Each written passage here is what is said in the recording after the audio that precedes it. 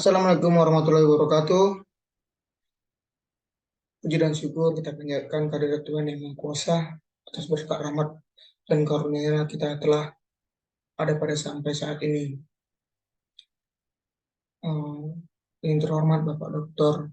Damra MPD dan Bapak Dr. Mario MPD selaku pembimbing mata kuliah seminar. Baiklah, perkenalkan, nama saya Repen Rimanalu dengan NIM 21086444. Di sini saya akan mempresentasikan proposal penelitian saya, yang dimana untuk melengkapi tugas akhir dari mata kuliah seminar. Baiklah, langsung saja saya menjelaskan proposal penelitian saya, yang judulnya yaitu berpengaruh permainan tradisional terhadap minat penjas di SMA Negeri 7 Kota Padang.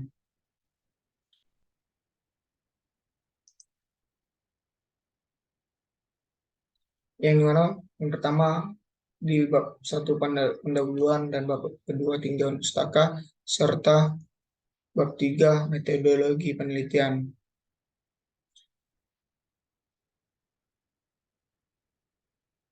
Latar belakang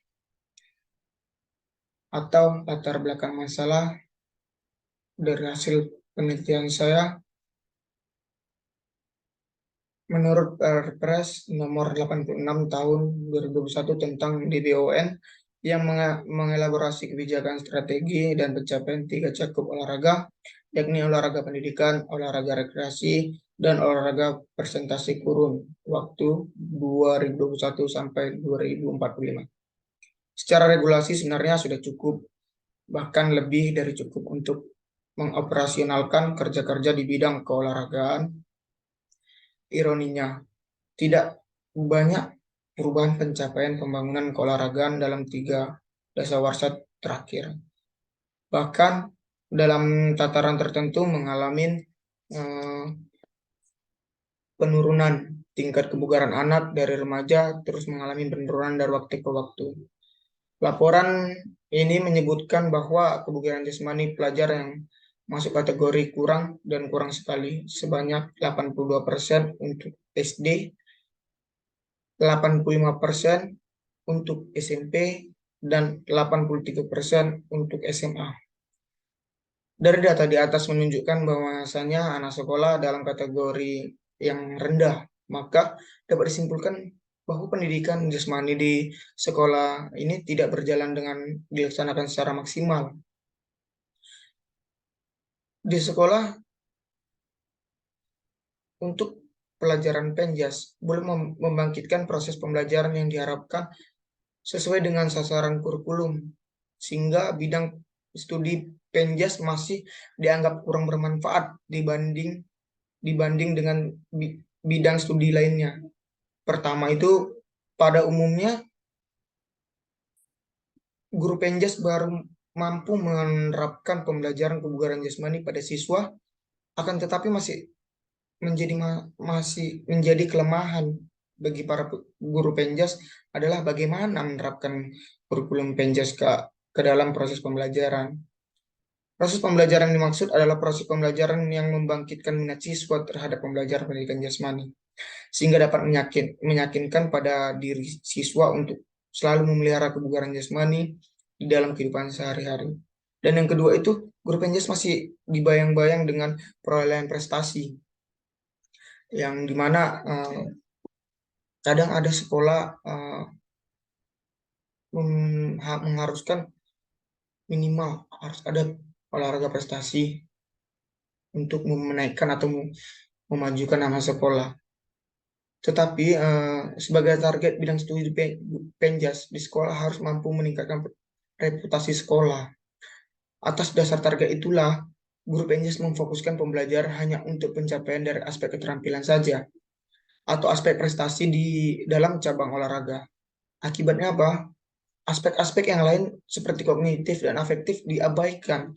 Dengan demikian, target kurikulum yang harusnya mengembangkan ketiga aspek dalam pembelajaran penjas seperti kognitif dan afektif dan psikomotor tidak tercapai secara optimal. Hal ini akan berdampak dalam pembelajaran penjas. Siswa tidak merasa nyaman, membosankan, dan siswa merasa terpaksa untuk mengikutinya atau hanya sekedar untuk memenuhi kehadiran saja dalam proses pembelajaran. Fenomena penjas penjas ini sangat banyak yang enggan mengikuti pembelajaran penjas karena terkesan membosankan dan menjenuhkan. Menurut Brown dan Genesi pada tahun 1992, masih banyak guru penjas dalam proses pembelajaran mengundang kecemasan pada diri siswa, menakutkan sampai-sampai nilai dijadikan salah satu bentuk ancaman dalam upaya-upaya mengikuti pembelajaran jasmani. Salah satu misi penjas adalah promosi partisipasi kegiatan fisik yang menyenangkan menurut Roxa, Salis, kemudian Salman dan MC Kenji pada tahun 2003. Kenapa sih permainan tradisional ini eh, adalah sebagai aktivitas yang dilakukan secara spontan, tanpa pelaksanaan, tanpa didesak oleh rasa tanggung jawab ataupun tujuan tertentu. Karena olahraga tradisional ini mendatangkan rasa gembira dalam suasana yang menyenangkan berdasarkan tradisi yang ada di lingkungan. Nah, mungkin di tradisi yang di lingkungan saya pada waktu dulu itu hmm, ada nama permainannya yang menurut saya sangat menyenangkan, yaitu ada petak umpet, permainan lempar sendal, dan permainan ada patok lele, kemudian kejar-kejaran, dan masih banyak permainan-permainan uh, tradisional yang ada pada daerah saya dulu. Kemudian saya bisa bandingkan tidak permainan tidak tidak permainan tradisional yang di daerah saya itu tidak sama dengan permainan tradisional yang ada di daerah lain. Mungkin ada kesamaan tetapi berbeda nama. Untuk itu, jadi permainan tradisional itu tergantung daerah atau ke tempat tinggal kita masing-masing. Uh, yang selanjutnya rumusan rumusan masalah. Untuk rumusan masalah yang pertama itu, apakah PT yang reaktif berpengaruh terhadap minat? Dan yang kedua, apakah PT yang kooperatif berpengaruh terhadap minat? Dan yang ketiga, apakah PT yang imajinatif dan ekonomis berpengaruh terhadap minat? Dan yang keempat, apakah PT apakah PT yang memiliki akses mudah berpengaruh terhadap minat? Tentu, apakah PT yang reaktif berpengaruh terhadap minat? Tentu sangat berpengaruh. Dan yang kedua, apakah PT yang kooperatif berpengaruh terhadap minat? Tentu jawabannya juga iya, sama. Kemudian kita masuk ke tujuan penelitian. Untuk tujuan penelitian ini ada 4. Yang pertama, untuk membuktikan apakah PT yang reaktif reaktif berpengaruh terhadap minat. Dan yang kedua, untuk membuktikan apakah PT yang kooperatif berpengaruh terhadap minat. Yang ketiga, apakah PT yang ketiga untuk membuktikan apakah PT yang imajinatif dan ekonomis berpengaruh terhadap minat. Yang keempat, untuk membuktikan apakah PT yang memiliki akses mudah berpengaruh terhadap minat. Untuk manfaat penelitian, dengan kita ketahuinya tujuan, maka ditetapkan manfaat penelitian adalah yang pertama itu untuk melengkapi tugas akhir sebagai syarat wisuda penulis.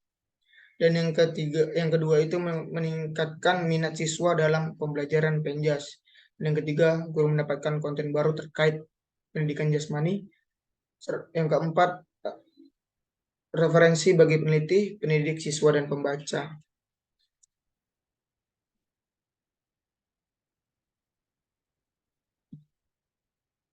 Untuk batasan masalah yang pertama itu program peningkatan minat. Dalam 10 kali pertemuan akan diadakan pembelajaran penjas dengan campuran permainan tradisional di dalamnya, serta permainan modern. Yang kedua, cakupan sampel penelitian hanya meneliti siswa kelas 11 SMA Negeri 7 Kota Padang sebagai sampel. Dan yang ketiga, indikator peningkatan minat penelitian ini berfokus pada peningkatan minat. Jadi akan dilakukan mengumpulkan angket sebelum masa pembelajaran dan setelah masa pembelajaran akan dilakukan pengumpulan data angket lagi. Baru setelah itu data diolah dan pembuktian dihasil. Bab 2, kajian pustaka. Untuk kajian teori, ada hakikat pendidikan jasmani. Menurut Iak Rus, pada tahun 2018, pendidikan jasmani merupakan pendidikan yang menjadi alat untuk mencapai tujuan pendidikan melalui proses kegiatan jasmani, misalnya organ tubuh, otot-otot, kemampuan berpikir, sosial, budaya, emosional, dan etika.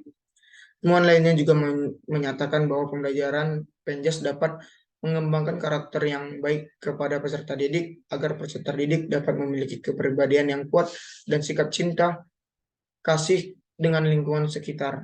Menurut Aji dan Winaryo pada tahun 2016, Firmanto dan Pujianto pada tahun 2021. Untuk tujuan penjas menurut Rusli pada tahun 2001, yang pertama itu mengembangkan keterampilan dan pengetahuan tentang aktivitas jasmani, dan yang kedua mengembangkan kepercayaan diri, memperoleh dan mempertahankan kebugaran jasmani, yang keempat mengembangkan nilai-nilai pribadi, yang kelima mengembangkan keterampilan sosial, dan yang enam memperoleh kesenangan. Ruang lingkup penjas menurut kurikulum pendidikan jasmani pada tahun 2004. Yang pertama, olahraga atau permainan terstruktur maupun tidak terstruktur. Dan yang kedua, permainan aktivitas untuk membentuk postur tubuh. Yang ketiga, senam. Yang keempat, aktivitas ritmik. Yang kelima, akuatik. Dan yang keenam, pendidikan luar sekolah. Minat. Menurut Muhib Sinyah pada tahun 2010, minat berarti kecenderungan dan kegairan yang tinggi atau keinginan yang besar terhadap sesuatu. Minat mempengaruhi kualitas pencapaian hasil belajar siswa dalam pembelajaran. Pendapat ini juga selaras dengan Slameto pada tahun 2010. Minat adalah suatu rasa lebih suka, kaitan pada suatu hal atau aktivitas tanpa ada yang menyuruh. Permainan tradisional. Istilah permainan sangat erat kaitannya dengan kata bermain, yang sama-sama memiliki kata dasar main. Awalan ini berarti menunjukkan adanya suatu kegiatan, sedangkan per mengarah pada bentuk kegiatan itu sendiri. Menurut Aziza pada tahun 2016, permainan sudah tumbuh dan berkembang sejak zaman dahulu. Setiap daerah memiliki jenis permainan tradisional yang berbeda-beda. Selaras dengan Aziza, menurut Kurniati pada tahun 2016 menjelaskan bahwa permainan tradisional merupakan suatu aktivitas permainan yang tumbuh dan berkembang di daerah tertentu yang sangat erat dengan nilai-nilai budaya dan tata nilai kehidupan masyarakat dan dianjurkan turun-temurun dari satu generasi ke generasi berikutnya. Sementara Akroni dalam Haris pada tahun 2016 mengungkapkan bahwa permainan tradisional merupakan simbolisasi dari pengetahuan yang tersebar melalui lisan dan mempunyai pesan moral dan manfaat di dalamnya. Dan dengan demikian dapat disimpulkan bahwa permainan bahwa dengan demikian dapat disimpulkan bahwa permainan tradisional menurut saya sendiri yaitu merupakan permainan yang berkembang sejak zaman dahulu di wilayah tertentu serta memiliki nilai-nilai kebudayaan yang diwariskan turun-temurun dan penyebarannya melalui lisan lalu diatur oleh peraturan-peraturan permainan dengan tujuan untuk mendapatkan kegembiraan. Kemudian rangka pemikiran variabel independen, reaktif, kooperatif, imajinasi, ekonomis, serta aksesnya yang mudah. Dan variabel dependennya itu minat. Hipotesis penelitian, satu, dimensi reaktif pengaruh positif terhadap minat. Kedua, dimensi kooperatif berpengaruh terhadap minat. Ketiga, dimensi imajinatif berpengaruh positif terhadap minat. Kemudian dimensi ekonomis berpengaruh terhadap positif terhadap minat. Ini hal 5, dimensi akses yang mudah berpengaruh positif terhadap minat.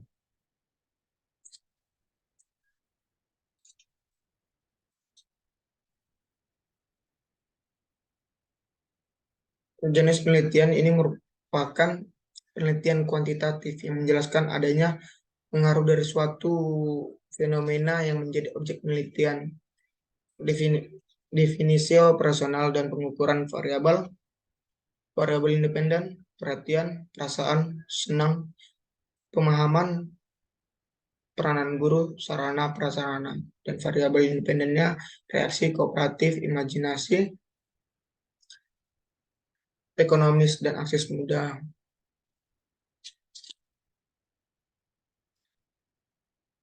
Waktu dan tempat penelitian itu berlokasi di SMA Negeri 7 Kota Padang pada tahun 2024-2025. Adapun waktu penelitian adalah dari bulan Juli sampai Agustus 2024. Untuk populasi dan sampel, populasi pada penelitian ini berfokus pada siswa kelas 11 SMA Negeri 7 Padang, Kota Padang pada semester ganjil tahun ajaran 2024 atau 2025 yang berjumlah sekitar 133 siswa. Menurut Suharmisi Arikunto pada tahun 2006, apabila subjek kurang dari 100, lebih baik diambil semua hingga penelitiannya merupakan penelitian populasi. Tetapi jika jumlah subjeknya besar, dapat diambil antara 10 sampai 15% atau 20 sampai 25% atau lebih. Dalam penelitian ini hanya diambil 20 siswa dari keseluruhan kelas 11. Jenis data dan sumber. Untuk jenis data dan sumber, itu dalam penelitian ini penulis menggunakan penelitian kuantitatif karena data yang diperoleh nantinya berupa angka. Kemudian sumber data. Data primar, data yang dibuat oleh peneliti untuk maksud khusus menyelesaikan permasalahan yang sedang ditanganinya. Data dikumpulkan sendiri langsung dari sumber pertama atau tempat objek penelitian yang dilakukan. Alat dan teknik pengambilan data, alat atau instrumen dalam penelitian ini, minat siswa diukur dengan menggunakan kuesioner angket. Dan yang kedua, teknik pengumpulan data adalah cara-cara yang digunakan untuk peneliti untuk mengumpulkan data dalam penelitian ini. Penelitian melakukan riset, perlakuan atau permainan tradisional, lalu post-test, di mana variabel yang diukur adalah minat. Teknik analisa data, uji normalitas menggunakan uji Lilliefors, kemudian uji hipotesis. Setelah uji normalitas dan homogenitas terpenuhi, maka selanjutnya adalah ujian tertulis atau ujian. Mungkin hanya sekian yang dapat saya tampilkan atau saya jelaskan. Lebih dan kurang saya mohon ampun. kepada Tuhan Yang Maha Kuasa. Dan saya mohon maaf kepada saudara-saudara sekalian. Saya akhirin dengan wabillahi taufiq wal hidayah. Wassalamualaikum warahmatullahi wabarakatuh.